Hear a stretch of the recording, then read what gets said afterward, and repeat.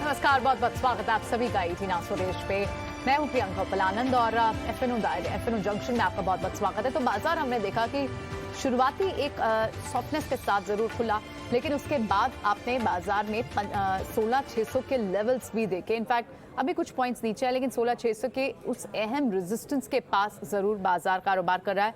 Banking sector से आज आपको सपोर्ट भी देखने वाला है। इनफैक्ट इस वक्त की 5 बड़ी बातें क्या हैं उसे एक बार समझ लेते हैं, फिर बाजार पर और नजरिया लेंगे। ट्रेडिंग कॉल्स होंगी, हमारे साथ जेएम फाइनेंशियल के आज गेस्ट भी मौजूद होंगे, राहुल शर्मा, उनसे भी बात करेंगे। तो पहली बात, दायरे में कारोबार है, निफ्टी 16,600 के पास है, लेकिन निफ्टी 16,600 एक बड़ा लेवल भी है। इससे अगर ब्रीच कर नीचे की तरफ बाजार क्लोजिंग देता है तो कल एक्सपायरी के क्या मायने होंगे, या फिर इसके ऊपर अगर कामयाब होता है बंद होने के तो क्या मायने होंगे। बैंकिंग स्पेस से आज सपोर्ट देखने को मिल रहा है। कल हमने देखा था बैंकिंग ने प्रेशर माउंट किया था, लास्ट आवर में आपने देखा था इंडेक्स वीक हुआ था बैंकिंग स्टॉक्स के लिए, लेकिन आज बैंक निफ्टी सिर्फ 200 अंकों की ही मजबूती है इस वक्त, लेकिन ये कितनी स्ट्रेंथ दे पा रहा है इस पर रहेंगी नजर। तीसरा, एफएमसीजी, आईटी, फार्मा शेयरों में कमजोरी देखने को मिल रही है। आईटी पैक कल भी निराश किया था, किसी तरह की बड़ी मूव्स नहीं देखने को मिली अभी तक। सिर्फ पिछले हफ्ते आपको 2 दिन के मूव्स दिखे थे, लेकिन अब यहां से किस तरह के ट्रिगर्स स्पेस के लिए होंगे। कमजोर बिक्री के आंकड़े आए हैं बजाज ऑटो में, क्या करना चाहिए स्टॉक पर। ये ऑलमोस्ट फ्लैट की ही एंटिसिपेशन थी, लेकिन वीक नंबर्स के बाद क्या किसी तरह का शॉर्टिंग प्रेशर और बढ़ेगा बजाज ऑटो पे, स्कॉट्स पर, इस पर रखेगी नजर। और इंडिया विक्स करीब 1% फिलहाल ऊपर है, 20.70 के पास इस वक्त कारोबार कर रहा है। तो इंडिया विक्स जब तक 20 के पास है, 20 के नीचे है, इंडियन मार्केट्स के लिए अच्छा रहता है। लेकिन क्या यहाँ पर next leg of up move देखने को मिल सकते हैं इसी हफ्ते, या फिर हम कुछ दिन कंसोलिडेशन में निकाल सकते हैं। इन सब पर चलिए चर्चा के लिए हमारे साथ जेएम फाइनेंशियल के राहुल शर्मा है। राहुल, गुड आफ्टरनून, बहुत बहुत स्वागत है आपका। सबसे पहले तो आपका एक व्यू यही समझना चाहेंगे, बाजार क्या कंसोलिडेशन के फेस में दिखाई दे रहा है इस वक्त, क्या एक्सपायरी से पहले के ये मूव्स हैं, क्योंकि तेजी तो दिख रही है, अप ट्रेंड तो तेजी का है, लेकिन क्या ये एक रेंज बाउंड सेशन ही आज और कल एक्सपेक्ट करना चाहिए? जी नमस्कार प्रियंका जी। देखिए, लास्ट 3 सेशन में काफी इम्प्रूव हुआ है मार्केट का सेंटीमेंट, और एक तरह से जो वोलेटिलिटी थी वो कूलिंग ऑफ होती हुई दिखी है, तो डेफिनेटली पॉजिटिव संकेत है। निफ्टी का 50 दिन का मूविंग एवरेज, जो कि एक क्रूशियल लेवल का काम करता है लाइक शॉर्ट टर्म सेंटीमेंट के लिए, वो आपका 16,670 के आसपास है। तो वहां पर निफ्टी लगातार रेजिस्टेंस देख रही है पिछले 3 सेशन से।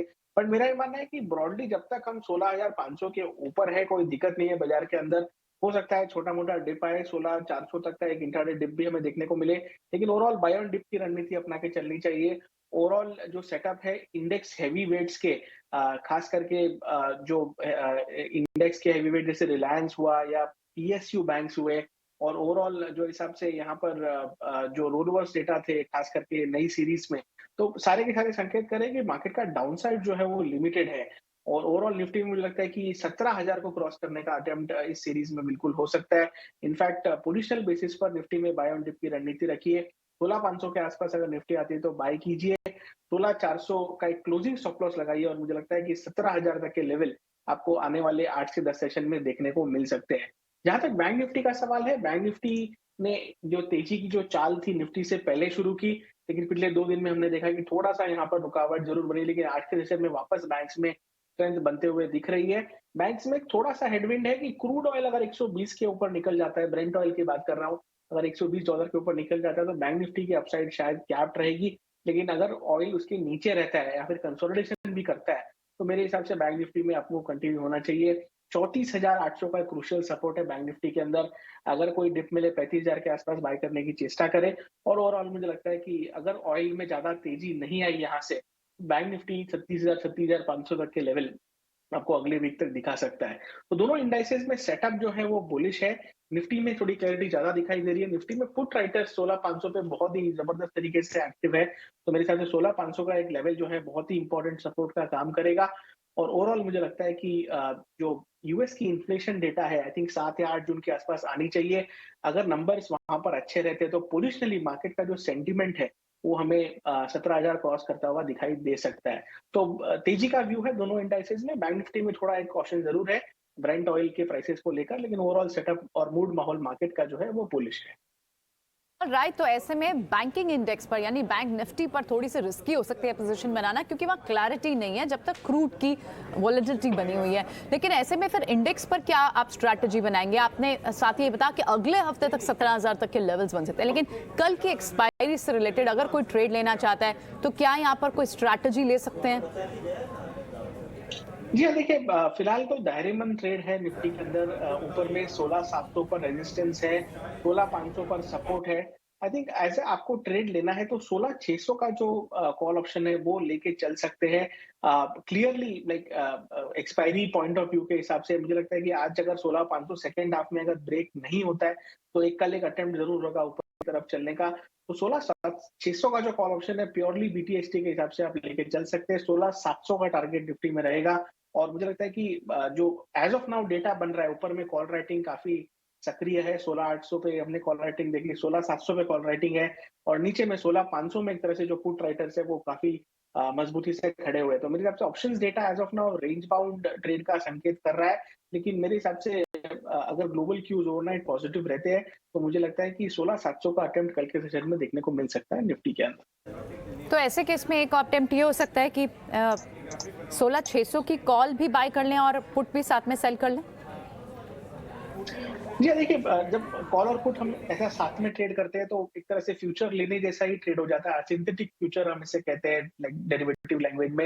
आई थिंक सही यही होगा कि अगर इंट्राडे में डिप मिले, देखिए इंट्राडे में जो सपोर्ट लेवल है निफ्टी का 16,500 पे हमने लास्ट 2 सेशन से देखा। कल निफ्टी ने 520 पर सपोर्ट लिया, आज 540 के आसपास सपोर्ट लिया। तो अगर 40 एक पॉइंट का डिप निफ्टी में देखने को मिलता है तो सिंपली 16,600 का जो कॉल ऑप्शन है अभी मेरे हिसाब से 99 रुपीज के आसपास ट्रेड कर रहा है। इसे बाय कीजिए, ये तकरीबन आपको 80 रुपए के आसपास मिलेगा। 40 पॉइंट डिप आता है निफ्टी में तो। और एक स्टॉप लॉस लगाइए 40 रुपए का। और मुझे लगता है कि 16,700 का अगर अटेम्प्ट होता है कल के सेशन में तो इस ऑप्शन में आपको अच्छा मुनाफा ऊपर में देखने को मिल सकता है।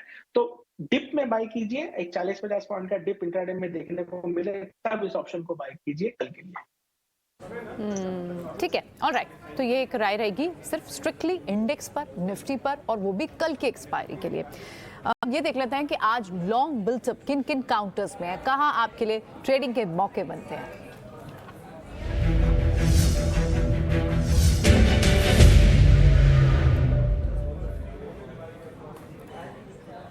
चले, लॉन्ग बिल्टअप 3 काउंटर्स हमने आइडेंटिफाई किया। आपने स्क्रीन पे आप देख पा रहे हैं HAL, GNFC और इंडिया मार्ट। इन तीनों में से कुछ पसंद आता है आपको राहुल? जी हाँ, देखिए HAL और GNFC पर हमारी नजरें हैं। देखिए HAL में एक्चुअली क्या है कि रिस्क रिवॉर्ड जो है फेवरेबल नहीं है। स्टॉक ऑलरेडी तकरीबन 4.5% चल चुका है तो इसे हम स्किप करेंगे। हालांकि मोमेंटम जो है काफी स्ट्रॉन्ग है। GNFC में जो रिस्क रिवॉर्ड है वो फेवरेबल दिखाई देता है। स्टॉक में जो ऊपर में जगह है वो अभी भी यहाँ पर अच्छी खासी दिखाई देती है। मेरे हिसाब से 750 तक की अपसाइड आपको GNFC में प्ले करते हुए दिख सकती है। स्टॉक अपने 50 दिन के मूविंग एवरेज पर पहुंच रहा है, तकरीबन 700 के आसपास एक मूविंग एवरेज है। मेरे हिसाब से 655 का स्टॉप लॉस लगाकर GNFC को लिया जा सकता है।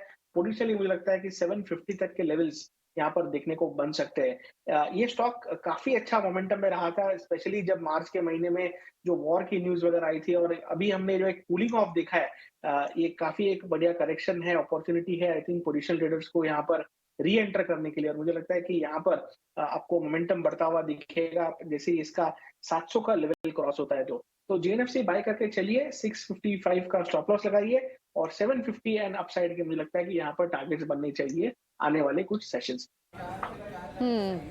ठीक है, GNFC यहाँ पसंद आता है राहुल को। राहुल, मॉर्निंग में एक थीम क्लियरली प्ले आउट होती हुई दिखा रही थी, क्योंकि जीडीपी के नंबर्स के बाद ना आप कोर सेक्टर्स को देखें, वहाँ मोमेंटम था। कैपिटल गुड स्पेस, कंस्ट्रक्शन और साथ ही होम इंप्रूवमेंट थीम। इसी बेसिस पे, इसी तर्ज पर आप देखिए एस्ट्रल, पॉलीकैप, ये कुछ स्पेसेस हैं जो अच्छे चल रहे हैं। एस्ट्रल इस वक्त FNO टॉप गेनर भी है।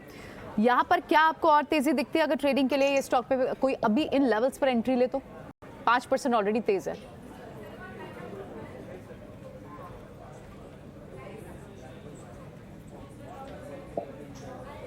माफ कीजिए, आपकी सुन नहीं पाया आवाज में। राहुल, आई वाज सेइंग कि मॉर्निंग में फर्स्ट हाफ में हम एक जो ट्रेड क्लियरली देख रहे थे, जीडीपी नंबर्स के बाद ना कोर सेक्टर्स में आपको बाइंग दिख रही थी। Capital good space like cements था, अब थर्मेक्स आपको दिख रहा है। इनफैक्ट कमिंस इंडिया अब आपको वहां पर भी अच्छे से शॉट्स कवर होते हुए दिखाई दे रहे हैं। Home improvement themes, pipes, cables, astral आपको इस वक्त टॉप गेनर दिख रहा है एफएनओ पे, 5% मूव के बावजूद भी क्या आप इसे खरीदेंगे? सलाह देंगे या खरीदने की? हाँ जी, हाँ, देखिए जहाँ तक एस्ट्रल का सवाल है, ये स्टॉक ने काफ़ी हैमरिंग देखी थी। अप्रैल महीने में तकरीबन ₹2200 वाला ₹1600 तक करेक्शन आया था और मुझे लगता है कि जो इसका बड़ा ट्रेंड है, यानी कि जो इसका लॉन्ग टर्म ट्रेंड है, वो अभी भी इंटैक्ट है। इस करेक्शन ने इनफैक्ट इस ट्रेंड को और भी स्ट्रॉन्ग बनाया है और मुझे लगता है अगर आप डिलीवरी में पार्टिसिपेट करना चाहते हैं, तो यहाँ पर भी आपको तकरीबन 10% अपसाइड इस प्राइस से भी मिल सकती है। मेरे हिसाब से 2050 तक के लक्ष्य एस्ट्रल में देखने को मिल सकते हैं, प्योरली पोजिशनल बेसिस पर और इसे 1790 के रेंज में बाय किया जा सकता है। इसमें इसे बाय कीजिए 1750 का स्टॉप लॉस लगाकर और मुझे लगता है कि स्टॉक भले ही 5% ऊपर है, लेकिन डिलीवरी बेसिस में लाइक पोजिशनल टाइम फ्रेम के हिसाब से 2000 तक के लक्ष्य यहाँ पर आते हुए दिखते हैं एस्ट्रल में। ठीक है। आज ना आपको खैर मॉनसून के आसपास आपको फर्टिलाइजर, एग्री स्टॉक्स ये सब भी तेज दिखने लग जाते हैं। आप तो एग्री कमोडिटीज में भी ऊपर सॉफ्टनेस देख रहे हैं आप, तमाम कॉटन, सोयाबीन, पाम, इन सब में तो सॉफ्टनेस है। खैर anyhow, to put that into context, इस वक्त आपको फर्टिलाइजर स्पेस में कोरोमंडल कैसा लग रहा है? यहाँ पर अच्छे लॉन्ग बिल्टअप होते हुए दिखाई दे रहे हैं, क्या यहाँ पोजिशन लेना चाहेंगे? जी, बिल्कुल देखिए जब मॉनसून का जो एक्सपेक्टेशन है वो अबव नॉर्मल है और ओवरऑल हमने हिस्टोरिकली देखा है कि जो इरिगेशन और फर्टिलाइजर रिलेटेड स्टॉक्स है उनमें अच्छा ट्रैक्शन रहा है। कोरोमंडल यहाँ पर कोई डिफरेंट नहीं है। इनफैक्ट स्टॉक का जो इंडिविजुअल स्ट्रेंथ है वो काफी यहाँ पर रोबस्ट है और मुझे लगता है कि जितने भी सारे डिप्स हमें देखने को मिले हैं पिछले 2 महीनों में, यहाँ पर अच्छी तरीके से बाय हुए हैं। आई थिंक यहाँ पर अपसाइड जो है यहाँ पर से काफ़ी अच्छी दिखाई देती है। पोजिशनली मुझे लगता है कि 10% एक इमीडिएट अपसाइड यहाँ पर बननी चाहिए। इनफैक्ट स्टॉक ने इसका जो पिछले साल जुलाई का हाई था, वो कंफर्टेबली निकाला है और लगातार उसके ऊपर सस्टेन कर रहा है। 2021 में इसका जुलाई का हाई 956 का था, वो स्टॉक ने वो हाई लेवल निकाला है और इनफैक्ट ये दूसरा अटेम्प्ट है इस लेवल के ऊपर जाके सस्टेन करने का। तो मेरे हिसाब से यहाँ पर 1050-1100 तक के लक्ष्य पोजिशनल बेसिस पर बनने चाहिए। आपको जून महीने में यहाँ पर एक अच्छी आउट परफॉर्मेंस बनती हुई दिख सकती है। और जहाँ तक डेरिवेटिव डेटा का सवाल है, देखिए लास्ट 2 सेशन में यहाँ पर अच्छा लॉन्ग बिल्डअप देखने को मिला है और ओवरऑल जो वॉल्यूम्स भी है वो यही अंदेशा कर रहे हैं कि जो मोमेंटम है स्टॉक का पॉजिटिव की तरफ रहना चाहिए। तो 925 का स्टॉप लॉस लगाकर बाई कीजिए। पोजिशनल बेसिस पर कोरोमंडल में अच्छा एक्शन देखने को मिल सकता है जून सीरीज में। ठीक है। शॉट्स तेजी से जहां कवर हो रहे हैं उस स्पेस पर भी एक बार नजर डाल लेते हैं कि क्या यहां पर और फर्दर मौके मिलेंगे। अभी तो हालांकि शुरुआत है, शॉट्स यहां कवर हो रहे हैं, जैसे Kotak Mahindra bank, AU small finance bank, banks क्या मौका दे सकते हैं क्या किसी तरह की पोजीशन बनाने का? हालांकि आपने इनिशियली भी जिस तरह से किया, I would not say ask you to retreat that. हम समझते हैं कि बैंक निफ्टी से बेटर आप निफ्टी को ले रहे हैं, लेकिन कहीं कहीं मौके आपको दिख रहे हैं कोटक बैंक या एयू स्मॉल फाइनेंस बैंक जैसे स्टॉक्स में? जी देखिए बैंक्स में इनफैक्ट एक तरफ पीएसयू बैंक्स है जिनमें इनहेरिट स्ट्रेंथ काफी अच्छी दिखाई दे रही है, एक तरफ प्राइवेट बैंक है जिनमें अच्छी परफॉर्मेंस है और प्रॉफिट बुकिंग हमें देखने को मिली है। मेरे हिसाब से बैंक्स में अगर हमें ट्रेड करना है तो पीएसयू बैंक पर फोकस करना चाहिए। इनफैक्ट आज का जो हमारा पिक है वो कैनरा बैंक है। दो हमारे जो लॉन्ग रिकमेंडेशन उनमें से एक है, तो कैनरा बैंक ने आज क्या किया है, 200 दिन का मूविंग एवरेज क्रॉस किया है। साथ ही में ओवरऑल जो पीएसयू बैंक्स में जो एक तरह से रिलेटिव स्ट्रेंथ है वो लगता है कि यहाँ पर कैरी फॉरवर्ड होती हुई दिखेगी। तो 225 के लक्ष्य के लिए कैनरा बैंक बाय कीजिए। यहाँ पर आप 199.5 का स्टॉप लॉस लगाकर इसमें पोजीशन बना के चल सकते हैं और ओवरऑल मुझे लगता है कि एक तरह से बैंक निफ्टी जब तक 34,800 के ऊपर है, आई थिंक बैंक्स में कोई बड़ी दिक्कत नहीं देखने को मिलेगी। हालांकि रिलेटिव बेसिस पर निफ्टी ज्यादा बेहतर दिखाई देता है, लेकिन PSU as a space is something जहां पर हमें लगता है कि कंफर्ट लेवल जो है वो ज्यादा है। तो कैनरा बैंक बाय कीजिए। पोजिशनल बेसिस पर हमें लगता है कि 222 तक के लक्ष्य यहाँ पर बन सकते हैं लॉन्ग टाइम। बिल्कुल राहुल, ये तो इनफैक्ट हम कई दिनों से अपने व्यूअर्स को बता भी रहे हैं कि क्यों पीएसयू बैंक्स आपको खरीदने हैं। क्रेडिट ग्रोथ का एक केस बनता है, एसेट क्वालिटी अच्छी है इन स्पेसेस के लिए। पीएसयू बैंक्स पे तो लगातार हम भी बहुत बार ये पहले भी बात कर चुके हैं और टेक्निकली भी इस वक्त राहुल को कैनरा बैंक पसंद आ रहा है। इस वक्त आप ऑयल मार्केटिंग काउंटर्स को देखें एक बार, आईओसी, एचपीसीएल, यहाँ पर एक शॉर्ट कवरिंग का केस बन रहा है, क्या यहाँ ऐड करेंगे आपको स्टॉक? जी हाँ, देखिए जहां तक आईओसी का सवाल है, स्टॉक ने डेफिनेटली प्रेशर देखा है, बट इस लिस्ट में आई थिंक एक टॉरेंट पावर एक अच्छा कैंडिडेट दिखाई देता है शॉर्ट कवरिंग के लिए, क्योंकि यहाँ पर स्टॉक ने एक अच्छा बेस बनाया 440 के आसपास और पिछले 3 दिनों से काफ़ी अच्छी वॉल्यूम बेस्ड यहाँ पर बाइंग देखने को मिल रही है। आई थिंक शॉर्ट्स डेफिनिटली यहाँ पर चैलेंज हुए हैं और मुझे लगता है कि ये मोमेंटम जो है आपको ₹500 तक ऊपर में ले जा सकता है, लेकिन तकरीबन ₹30 की अपसाइड यहाँ से भी देखने को मिल सकती है। 455 का स्टॉप लॉस लगाकर बाय करने की राय रहेगी और टोरेंट पावर में लगता है कि शॉर्ट कवरिंग आपको यहाँ पर अच्छी मोमेंटम और भी दिला सकता है।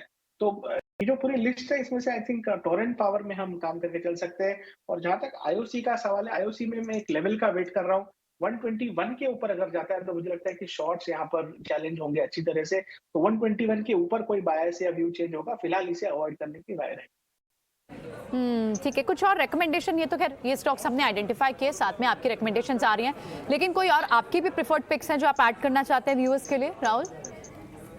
जी हाँ, बिल्कुल। देखिए, इंडेक्स हैवी वेट, जैसे शो की शुरुआत में हमने कहा कि इंडेक्स हैवी वेट्स में काफ़ी दमखम दिखाई देता है। जैसे खास करके रिलायंस इंडस्ट्रीज़ का जो सेटअप है वो काफ़ी प्रॉमिसिंग लग रहा है। मुझे लगता है कि रिलायंस में आपको 2800-2850 तक का मूव देखने को मिल सकता है। ₹200 की अपसाइड आने वाले सेशंस में यहाँ पर बन सकती है और जो हम 17,000 निफ्टी की बात कर रहे हैं, आई थिंक रिलायंस यहाँ पर अहम भूमिका निभा सकता है। तो रिलायंस को बाय कीजिए, लाइक आपका कंफर्ट हो जैसे बाय कीजिए, डिलीवरी में बाय कीजिए या फ्यूचर में बाय कीजिए। स्टॉप लॉस थोड़ा डीप रहेगा बिकॉज ओवरऑल थोड़ी वोलेटिलिटी मार्केट में जरूर है। 2550 के स्टॉप लॉस से आप रिलायंस बाय करके चल सकते हैं। ऊपर में हमें लगता है कि 2750 से लेकर 2850 तक के लेवल्स रिलायंस में आपको आने वाले 8 से 10 सेशन में देखने को मिल सकते हैं। तो रिलायंस में सेटअप काफी बढ़िया है। आई थिंक निफ्टी को अगर 17,000 के पार जाना है तो रिलायंस में यहाँ पर एक अच्छा पार्टिसिपेशन ऊपर में देखने को मिल सकता है। ओवरऑल जो ओपन इंटरेस्ट भी है, लाइक रिलायंस फ्यूचर्स का अगर मैं ओपन इंटरेस्ट देखूं तो रिलेटिव स्केल पर लोअर साइड में है, यानी कि जो बाजार एक तरह से लाइट है स्टॉक के ऊपर। तो अगर वो पार्टिसिपेशन भी एक तरह से आता है तो मेरे ख्याल से आपको एक अच्छा मोमेंटम बनता हुआ दिखेगा आने वाले सेशंस में।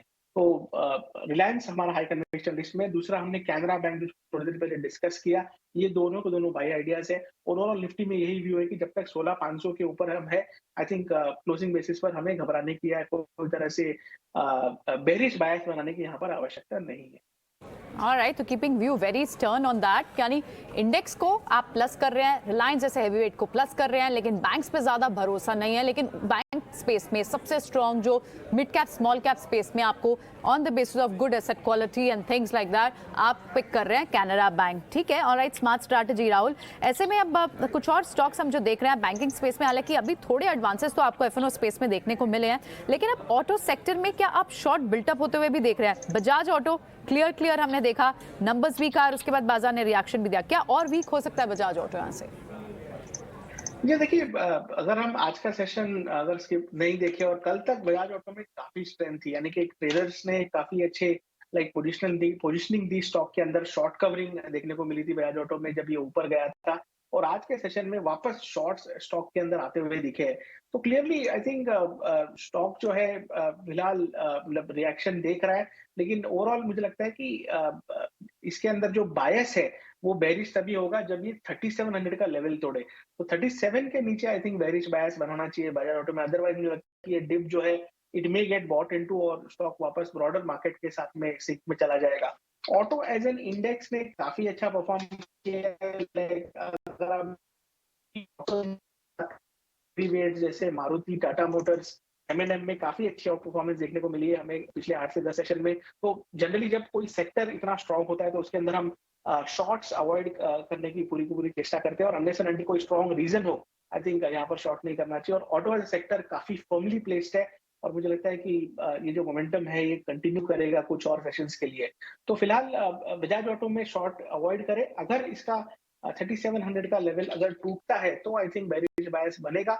अदरवाइज आई थिंक ये स्टॉक कंसोलिडेट करके आई थिंक वापस अपने जो अर्लियर ट्रेंड जो कि ऊपर की तरफ थी, आई थिंक बिल्कुल वहां पर शेप अप होता हुआ दिख सकता है।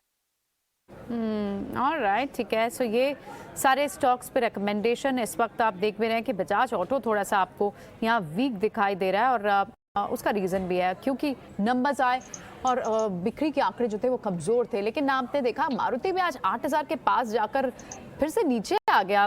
वेरी क्विक रिएक्शन और मारुति, आपने अभी जिक्र भी किया था, एक बड़ा रेजिस्टेंस है 8,000 इसका। एक बार के लिए तो बाहर ऊपर गया था लेकिन फिर होल्ड नहीं कर पाया उन लेवल्स को। आंकड़े जब आएंगे उसके बाद शायद देखना होगा, लेकिन अभी टेक्निकल चार्ट्स पे कैसे दिख रहा है राहुल मारुति? Very quick. जी हाँ, बिल्कुल आई थिंक मारुति में एक बार के लिए यहाँ पर प्रॉफिट बुकिंग करनी चाहिए, लेकिन खास करके जब नंबर्स है और एक साइकोलॉजिकल एक तरह से रेजिस्टेंस जो है 8,000 8,050 के आसपास ही अचीव हुआ है। वापस डिप आएगा तो वहाँ पर बाय करने की रणनीति रहेगी। यहाँ पर प्रॉफिट बुकिंग करने की राय रहेगी मारुति में। ऑलराइट, प्रॉफिट बुक करवा रहे हैं यहाँ पर राहुल। राहुल, वेरी क्विकली आपका डिस्क्लोजर। जी हाँ, हमने स्टॉक्स जो डिस्कस किए, हमने क्लाइंट्स को, जेएम फाइनेंशियल क्लाइंट्स को रेकमेंड किया है। इनमें व्यक्तिगत रूप से मेरा कोई इन्वेस्टमेंट या पार्टिसिपेशन नहीं। चलिए, बहुत शुक्रिया, आज आपने समय दिया, ये सारी पिक्स हमसे शेयर की, बहुत बहुत शुक्रिया।